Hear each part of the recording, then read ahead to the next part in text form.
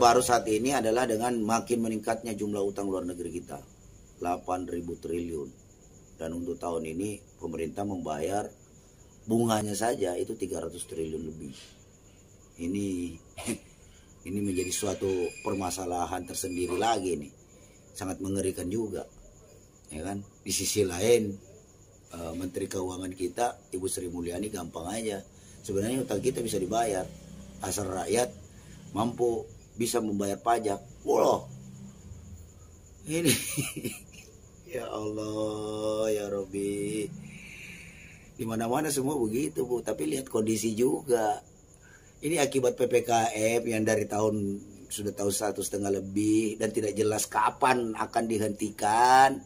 Itu semua menghambat proses produksi barang dan jasa. Otomatis di beberapa lini sektor itu lumpuh.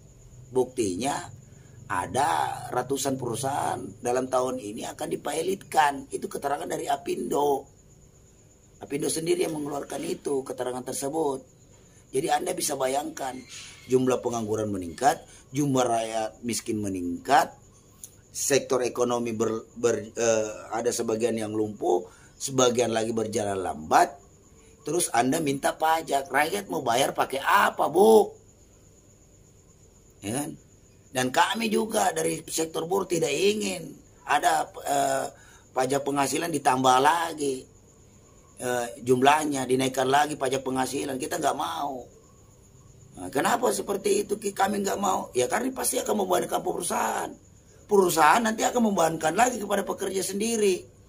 Di tengah kenaikan upah yang nggak jelas, belum lagi yang dirumahkan, gajinya yang dipotong, belum lagi masih mahalnya bayar PCR, belum lagi pengeluaran-pengeluaran lain.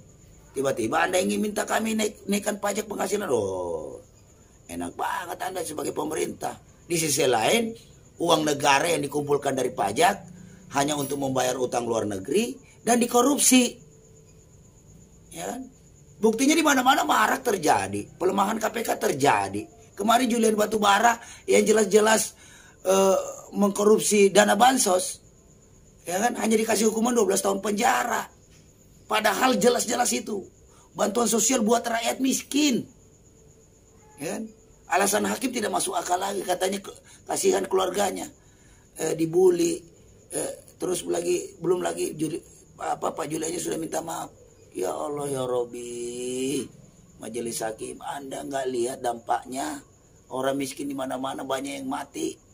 Seharusnya bantuan itu untuk mereka diambil oleh orang-orang pejabat seperti begini yang tidak bermoral dan bejat. Ya kan? Ini fakta hari ini yang terjadi, marah korupsi di mana-mana. Ya kan? Di sisi lain, PPKM terus dilanjutkan. Yang hanya untuk menghindari jangan sampai terjadi kelompok-kelompok masyarakat yang tidak senang dengan situasi kondisi yang dilema ini melakukan protes kepada pemerintah akibat salah dalam penanganan. Nah, di sisi lain hari ini partai politik kita, pemerintah kita sibuk dalam rangka mempertahankan kekuasaan 2024. Padahal masih lama. Kumpul di Istana Negara lah pimpinan parpol segala macam buat bahas Pilpres 2024. Belum lagi ada wacana presiden 3 periode. Belum lagi ada periode presiden nanti diperpanjang sampai 2027. Belum lagi wacana amandemen Undang-Undang Dasar 1945 yang berpotensi besar memuat masa periode presiden 3 kali. Ini semua kalian ini sedang apa gitu loh. Di tengah penderitaan rakyat kalian hanya sibuk mempertahankan bagaimana caranya untuk tetap terus berkuasa. Anda ditunjuk oleh rakyat untuk ngurusin rakyat. Bukan Anda dipilih oleh rakyat untuk mendapat penderitaan rakyat dan terus memperpanjang kekuasaan. Kalau begini terus, saya khawatir akan terjadi ledakan sosial yang luar biasa. Nih pemerintah hati-hati, salah mencet bisul aja sedikit. Ini bisa meleduknya besar nanti. Ya kan? Karena rakyat hari ini sudah muak melihat semua tingkah laku pola para politikus kita. Ya kan? Yang menurut saya tidak memiliki rasa empati kepada kondisi rakyat yang dialami hari ini. Ya kan? Belum lagi pasang-pasang baliho segala macam. Apa yang kalian pikirkan ini ya Allah ya Rabbi? Dosa apa yang dilakukan oleh rakyat ini sehingga mendapatkan pemimpin-pemimpin, pejabat-pejabat partai politik yang hanya mementingkan kekuasaan semata, tidak memikirkan kepentingan rakyat Indonesia ke depan.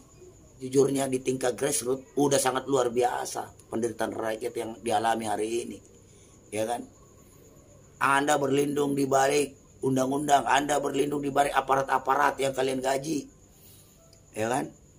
Dari rakyat. Anda cuma berlindung di situ, tapi suatu saat ketika rakyat sudah tidak mampu lagi menahan penderitaannya, mereka akan berbuat nekat untuk menunjukkan merebut kembali kedaulatan rakyat Indonesia yang sebagaimana diamanahkan dalam konstitusi kita. Nah, ingat itu. Anda silakan berbuatlah semaumu, tapi ingat suatu saat ketika rakyat sudah tidak mampu lagi menahan laparnya, rakyat sudah tidak mampu lagi menahan kondisi derita hidupnya, lingkungannya, pasti suatu saat akan muncul perlawanan kepada penguasa-penguasa hari ini. Segeralah kalian bertaubat, ya kan? Nah, ya kalau tidak bisa, kalau tidak mampu mengatasi kondisi hari ini, kenapa kalian tidak mundur saja? Masih banyak kok yang bisa. Setidak-tidaknya dengan adanya pergantian kekuasaan, minimal mampu meningkatkan imunitas rakyat Indonesia.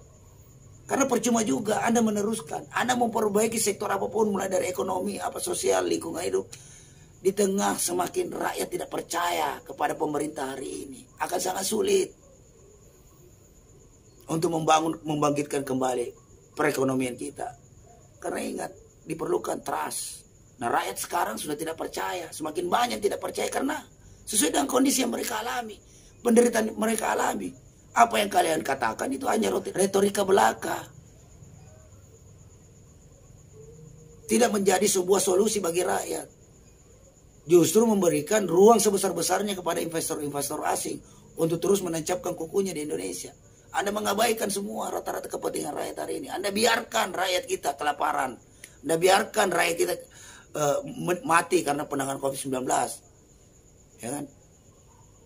Anda gencarkan vaksin, ayo program-program vaksin, tapi korban-korban yang akibat vaksinasi tidak ada mereka mendapatkan kompensasi dari pemerintah. Padahal mereka sudah ada yang meninggal dunia, ada yang jatuh sakit, ada yang lumpuh, ada yang kena stroke, bermacam-macam lah penyakit yang diterima. Tidak ada satu sen pun kompensasi dari negara. Seakan-akan vaksin itu sudah disuntikan saja. Yang jadi korban biarlah jadi korban, yang selamat alhamdulillah, yang jadi korban ya sudahlah, sudah resiko. Ya nggak bisa begitu.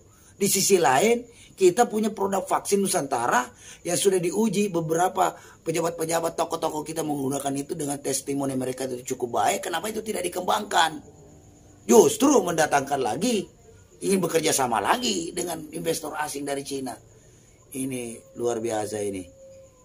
Saya nggak mengerti ini kemana arah berpikir, kemana rencana jangka panjang Bapak Jokowi ini dalam meningkatkan kesejahteraan rakyat Indonesia, mencerdaskan kehidupan bangsa, dan ikut menjaga seluruh tumpah darah Indonesia sesuai dengan amanat undang-undang. Sekali lagi, makin ke sini rakyat makin pesimis dengan pemerintah. Makin ke sini kita lihat banyak sekali pejabat-pejabat yang salah dalam hal menangani persoalan pandemi COVID-19 ini. Namun terus digalakkan, terus dikerjakan dengan menggunakan tangan-tangan besi, bukan dengan edukasi. Sehingga benar-benar rakyat memahami apa yang seharusnya mereka lakukan. Anda tidak lakukan itu. Anda justru melakukan represi. Bukti ketidakpercayaan terhadap pemerintahan Jokowi dengan maraknya mural-mural. Para muralis di mana-mana menggambarkan situasi terkini rakyat. Ingat, yang menggambar itu seniman. Seniman itu hatinya lembut lah, sensitif. Tapi mural-mural itu menggambarkan kondisi sebenarnya rakyat Indonesia yang ada di bawah. Ya kan? Ya mungkin karena Anda jarang turun ke lapangan lihat. Paling dia lihat situasi yang sudah dikondisikan. Anda tidak melihat sebuah kondisi yang sebenarnya yang dialami oleh rakyat Indonesia. Nah, karena itu tadi Anda terlalu banyak duduk-duduk di kantor. Kalau Anda salah membencet bisul itu, bisul-bisul ini, itu akan menjadi ledakan sosial tersendiri. Dan itu bukan keniscayaan, karena kesini masyarakat semakin tidak percaya dengan pemerintahan hari ini.